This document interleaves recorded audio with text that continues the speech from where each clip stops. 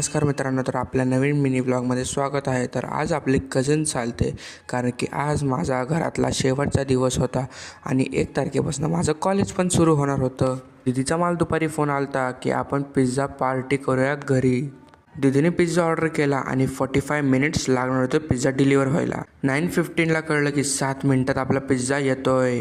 2 मिनिटात हे दोघं बाहेर पळाले आणि वाट बघायला लागले डिलिव्हरी बॉयची. डिलिव्हरी बॉयला 100% उचक्या लागत असणार आहेत.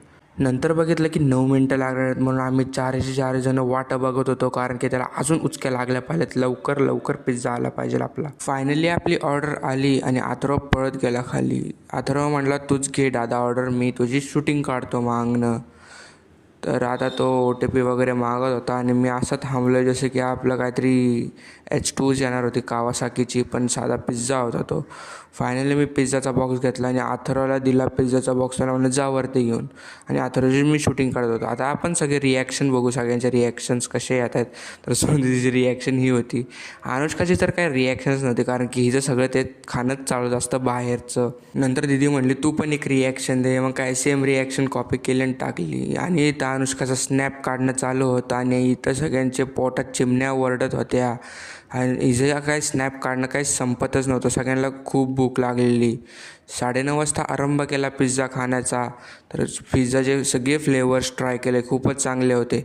1000चा पिझ्झा अर्ध्या तासात संपला आणि इथं अनुष्का तिचं पचनकार्य करत होती. फायनली आम्ही मग नंतर हे स्नॅप चालू झालं, कारण की जेव्हा पण आम्ही भेटतो स्नॅप काढतोच आम्ही. आणि नंतर हेच स्नॅप आम्ही बड्डेला ठेवतो, कारण की हीच प्रथा आहे. वचन ही अनुशासन हे, असं अनुष्का मला म्हणली.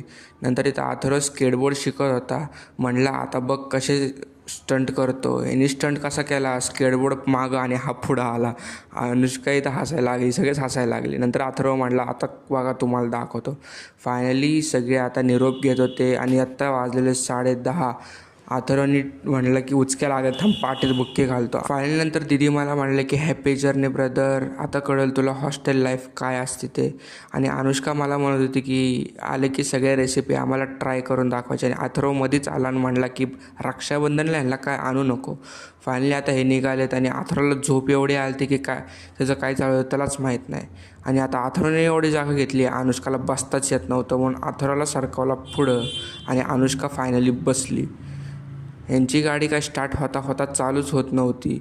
आणि अथर्व म्हणला की गाडी वाटतं ओव्हरवेट झाली, थांब मी उतरतो. फायनली गाडी स्टार्ट झाली आणि निघाले ब्रुमकनी त्यांच्या घरी. आणि चला बाई, आता आपल्याला पण झोप आलती. चला तर भेटूया नेक्स्ट मिनी व्लॉगमध्ये. तोपर्यंत tata, bye bye, good night.